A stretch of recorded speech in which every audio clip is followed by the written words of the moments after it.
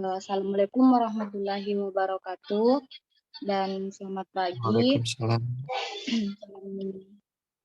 Salam sejahtera untuk kita semua.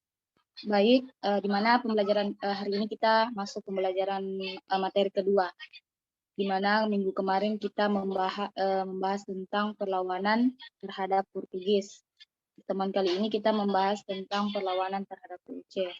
Judul besarnya itu masih sama, tentang perlawanan bangsa Indonesia terhadap penjajahan bangsa Eropa. Tetapi minggu ini, pertemuan kali ini kita membahas perlawanan terhadap VOC. Kan kemarin perlawanan terhadap Portugis, di mana perlawanan Portugis, ada yang masih ingat siapa-siapa saja yang melakukan perlawanan terhadap Portugis minggu kemarin? Coba. Ada yang ingat? Ada 3 itu. Rakyat Malaka, rakyat Aceh, rakyat Itu Demak. saja. Ternate satu, Pak. Ternate. Ada lagi? Siapa namanya tadi? Yang berjawab? Saya, Alan. Iya, yang berjawab tadi. Iya, Oh, Alan, Kak. Iya. Iya. Kakak lanjut. Oke, kita masuk ke materi saja, langsung saja tanpa buang-buang waktu. Jadi, pertemuan kali ini kita membahas tentang perlawanan terhadap VOC. Di pertemuan kali ini ada tiga juga yang melakukan perlawanan terhadap VOC seperti pertemuan kemarin. Kakak mau tanya, sebelum masuk ke pembelajaran lagi, kakak tanya lagi. Ada yang tahu apa itu VOC? Sebelum kita masuk ke pembelajaran. Coba. Apa, Kak, pengertiannya atau kepanjangannya? Terserah kalian. Yang kalian ketahui tentang VOC. Oh, VOC itu kayak semacam perdagangan yang didirikan oleh Belanda, kayak perusahaan begitulah. Itu singkatan dari Verenigde Oostindische Compagnie. Didirikan Belanda, semacam perusahaan begitulah, yang memonopoli perdagangan di Asia. Iya, Kak? Iya. Iya, itu yang saya tahu itu sih. Nggak tahu kalau jelasnya bagaimana. Iya, Kak. Yang lain. Yang diketahui saja kan. Iya, betul yang dikatakan tadi sama teman-teman kalian, Alan. Kalau VOC itu perdagangan yang didirikan oleh Belanda, di mana tujuannya itu untuk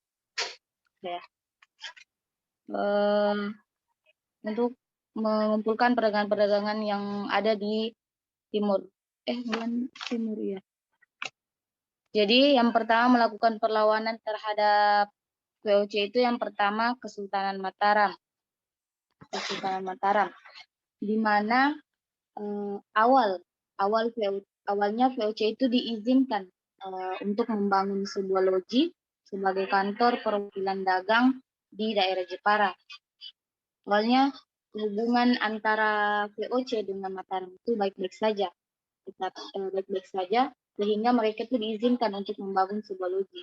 Awalnya itu baik-baik saja, sampai mereka itu diizinkan untuk membangun sebuah kantor perwakilan dagang di daerah Jepara. Tetapi lama-kelamaan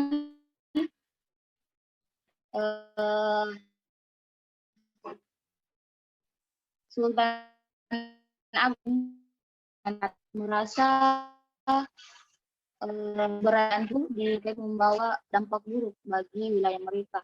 Dan kelamaan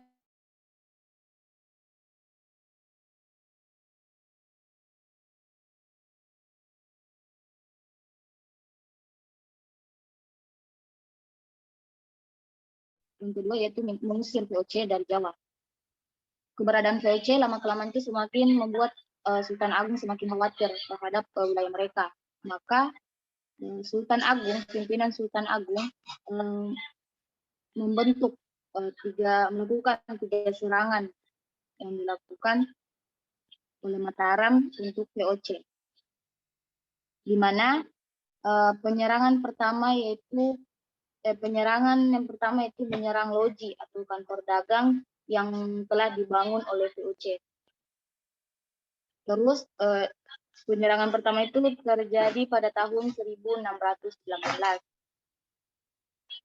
Penyerangan kedua itu menyerang Batavia, di mana penyerangan ke Batavia itu terjadi 2 kali.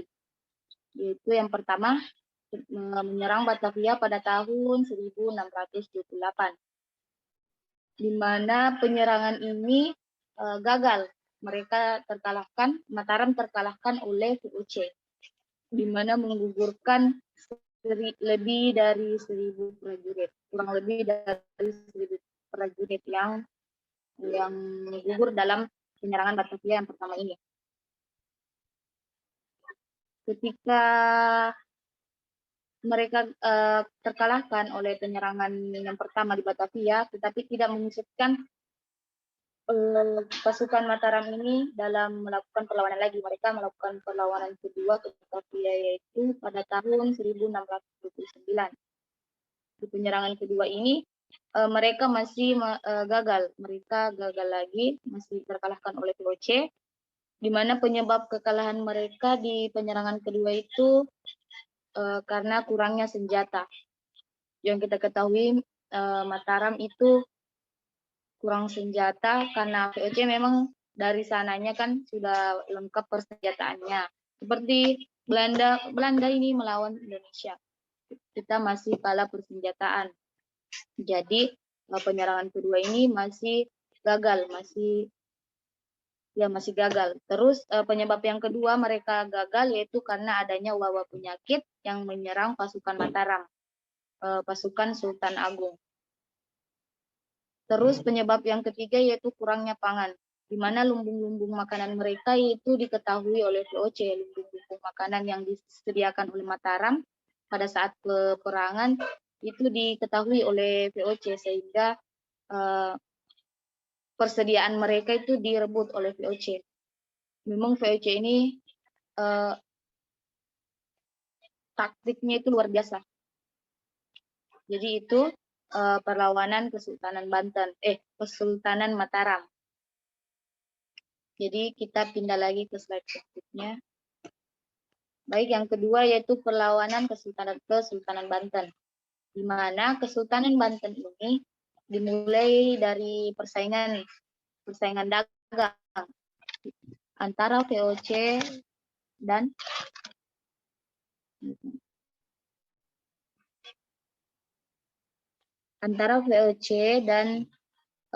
terhadap politik kerajaan Banten, di mana Sultan Agung Tirtayasa akhirnya melawan VOC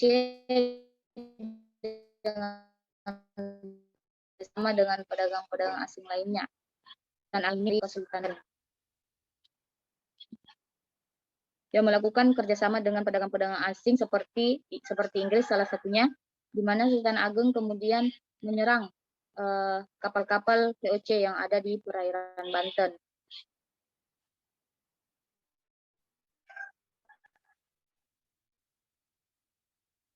Terus untuk Kesultanan Banten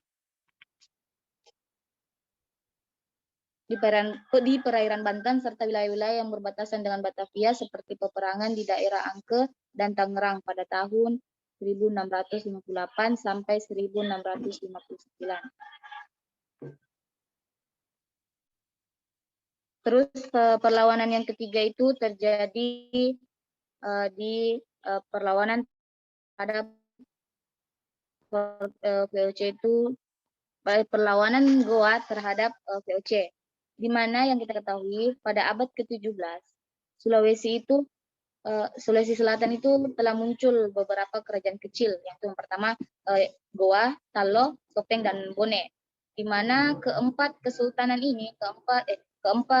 kerajaan kecil ini yang paling terkuat itu Goa. Yang paling terkuat itu Goa. Kenapa dikatakan yang paling terkuat? Karena ada tiga alasan dikatakan terkuat. Itu yang pertama, letaknya yang strategis. Letak Kesultanan Goa yang strategis. Yang kedua, ketika jatuhnya Malaka ke tangan Portugis, perdagangan pindah ke Makassar, tepatnya di Kesultanan Goa ini. Terus yang ketiga, posisinya sebagai pelabuhan transit dari Kesultanan Banjar. Posisi Kesultanan Goa ini itu merupakan sebagai pelabuhan transit dari Kesultanan Banjar.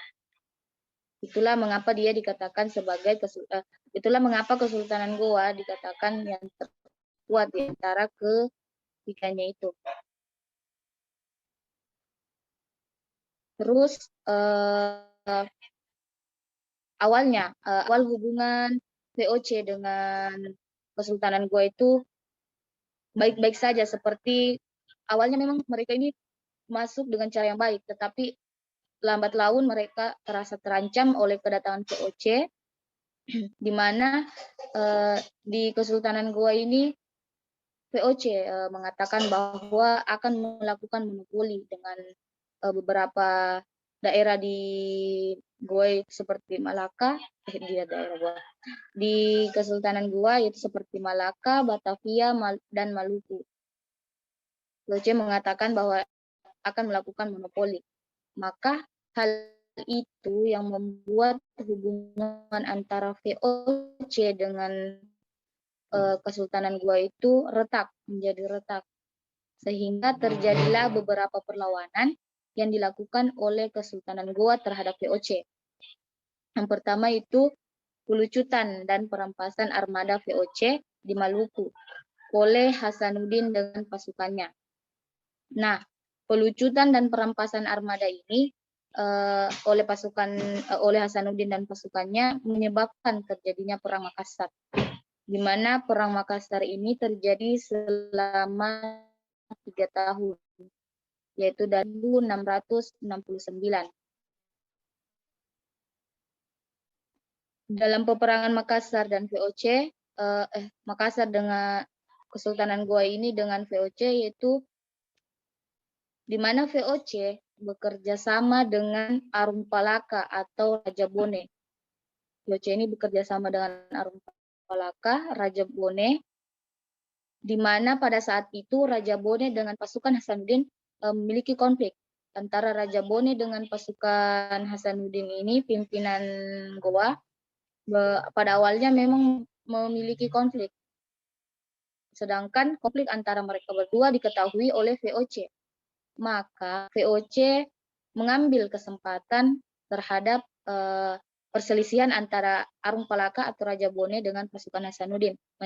VOC mengambil kesempatan dari keduanya, yaitu mengadu domba keduanya antara Raja Bone dengan pasukan Hasanuddin. Sehingga peperangan ini pasukan Hasanuddin mengalami kekalahan dan di kekalahannya ini tercipta diakhiri dengan adanya perjanjian Bumaya. Oke, yang sudah habis ya. Cuma itu yang bisa kakak jelaskan. Jadi kesimpulannya itu perlawanan terhadap VOC itu ada 3, yaitu Kesultanan Mataram, Banten, dan Kesultanan Goa. Awalnya VOC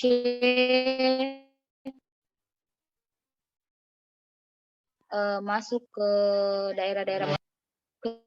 Ketiga kesultanan ini merasa ada yang aneh terhadap VOC, sehingga terjadilah sebuah perlawanan. Intinya sih begitu.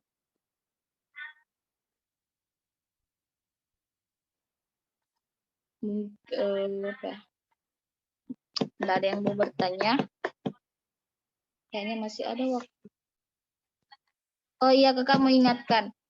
Tugas kalian yang minggu kemarin jangan dilupa ya. Yang pertemuan pertama, materi pertama. Baru ada 4-5 orang kayaknya yang kumpul sama kakak. Oh iya, tunggu dulu. Kakak tutup saja pembelajaran ya. Nanti kita bertanya. Karena tidak ada juga yang mau bertanya kan? Iya Kak.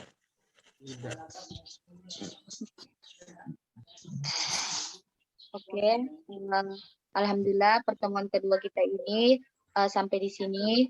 Semoga apa yang kakak sampaikan bisa kalian pahami. Amin. Jika ada kesalahan itu datangnya dari kakak. Jika ada